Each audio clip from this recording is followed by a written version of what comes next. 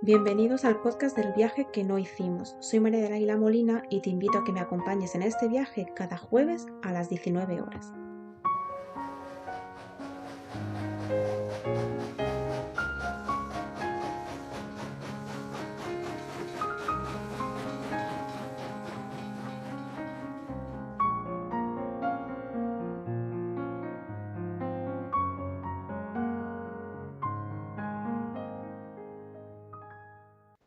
En una época en la que el poder, la riqueza y el linaje era lo único que importaba, ella optó por darlo todo por un amor que duró menos de lo esperado y que la dejó consumida por los celos, mientras toda su familia hizo lo posible por encerrarla.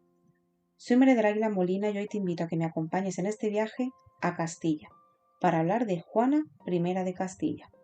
Ponte cómodo en tu sitio que el viaje está a punto de empezar.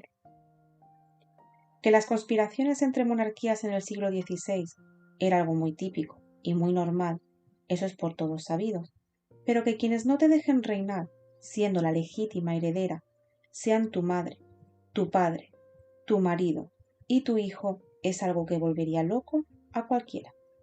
Y eso es exactamente lo que Isabel la Católica, Fernando el Católico, Felipe el Hermoso y Carlos V hicieron con Juana de Castilla, también llamada vulgarmente Juana la Loca. Aunque en el caso de Juana la cosa es un poco más compleja, ya que según a quien le preguntes o según quien te cuente la historia, la cuestión es, ¿la anularon porque estaba loca o se volvió loca porque la anularon? Cuando Juana tenía 17 años, se marchó a Flandes para casarse. Fue un viaje accidentado y el recibimiento no fue el esperado, ya que su prometido ni siquiera salió a recibirla, ya que según se dice, la corte holandesa habría preferido una boda francesa. Pero el acuerdo entre los reyes católicos y el Habsburgo era firme, y los novios fueron finalmente presentados, y la sorpresa fue que se enamoraron nada más verse, y se casaron enseguida. Hasta aquí todo bien, pero el problema vino que ese amor que de primeras fue tan fuerte, dejó pronto de ser correspondido, ya que a Felipe, apodado el Hermoso, le costaba ser fiel a su esposa. Cuando Juana se enteró, se vio consumida por unos celos que no la dejaban pensar con claridad, ya que ella, muy enamorada por primera vez, se vio engañada cruelmente a los pocos meses, y en una corte extranjera por decisión política. Felipe solo consumaba el matrimonio para dejar embarazada a Juana, y solo por pura burocracia, ya que su lado pasional lo dejaba para sus adulterios. Un día llegaron de Castilla malas noticias. Sus hermanos mayores, Juan e Isabel, habían muerto, y por tanto la reina católica la reclamaba como heredera. Así que ella y su esposo partieron hacia Toledo para prestar solemne juramento. Juana lo vio como algo bueno. Volvía a casa con su marido y siendo la heredera del reino de Castilla. Pero su alegría le duró poco, un año concretamente, lo que tardó Felipe en volver a Flandes para supervisar sus asuntos personales. Aunque Juana lo quiso acompañar, sus padres se lo negaron, ya que ella ya no era una consorte, sino la futura reina de Castilla, y debía quedarse para conocer a su pueblo y aprender a gobernarlo. Juana se quedó sumida en una profunda tristeza, y esta fue clave para entender su locura. Y es que en una época y en una familia en la que el poder lo era todo, a ella solo le importaba el amor de su marido, del que estaba profundamente enamorada. Empezó a despreciar la política y el gobierno imperial que se le ofrecía, ese por el que tantos cometieron crímenes y se arrastraban. No le interesaba para nada. El consuelo de la religión tampoco la atraía, por más confesores que su madre le mandaba, algo muy mal visto, sobre todo si a tu madre la apodan la católica. El primer caso claro de locura de Juana fue tras el parto de su cuarto hijo, en el que Felipe no estuvo, y tras querer ir a Flandes con él, la reina Isabel, para que no se escapara, la recluyó en el castillo de la Mota, vigilada por sus centinelas. Juana, que aún no era consciente de que su marido solo quería mantenerse alejado de ella, se pasó una noche entera en el patio de la fortaleza, a medio vestir, gritando que le abrieran el portón. Isabel se personó en el castillo y después de discutir con su hija, la dejó marchar a Flandes, pero al hacer testamento incluyó una polémica cláusula. Nombraba a Juana heredera, pero disponía la regencia de su padre Fernando de Aragón para el caso de que la hija diera muestras de incapacidad para reinar. Y así ocurrió. Cuando murió Isabel la Católica, sobre su viudo recayó la regencia de Castilla.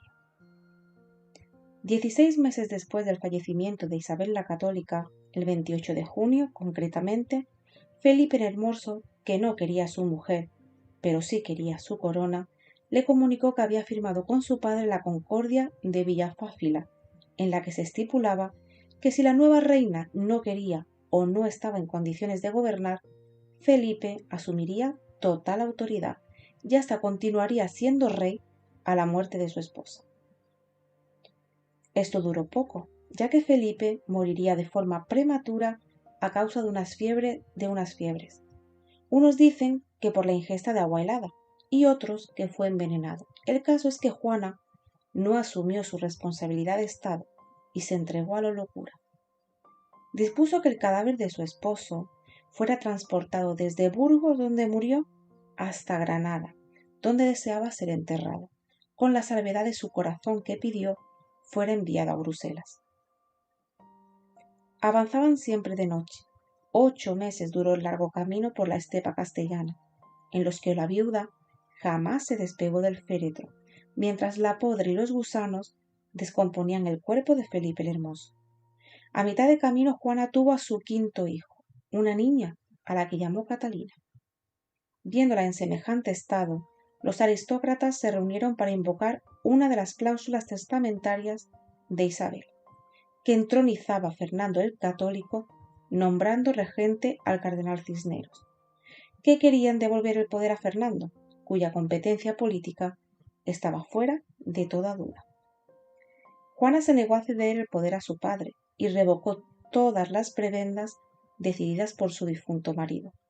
Cisneros se reunió discretamente con Fernando para urgirle a que tomara las riendas.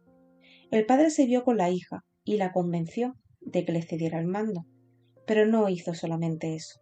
También ordenó su reclusión en el palacio de Tordesillas, de donde Juana ya no saldrían 46 años, porque su hijo Carlos V, después de visitarla pocas veces y cerciorarse de su estado, mandó igualmente retenerla allí hasta el final de sus días, a su propia madre. Del largo confinamiento de Juana sabemos el maltrato psicológico al que la sometió el siniestro marqués de Denia, Fernando de Sandoval y Rojas, carcelero puesto allí por orden de Carlos V, de su hijo. Sabemos que la pena tan enorme que la supuso la pérdida de la única familia que estaba con ella todos los días, su hija Catalina, que tuvo que irse a Portugal para casarse con el rey. Sabemos cómo aquel último sacrificio aceleró su deterioro, a pesar de la compañía de un cura que supo tratarla bien y que se llamaba Francisco de Borja. Sabemos, en fin, que los episodios psicopáticos eran constantes y la inmovilidad de las piernas absoluta hasta el día de su muerte, el 12 de abril de 1555. Una mujer que no fue capaz de reinar, pero sí lo fue de callar, ya que durante su vida recluida no dijo nada, quizás porque ya no tenía nada que decir a partir del mismo momento en el que Felipe, su Felipe, falleció dejándola más sola de lo que ya estaba.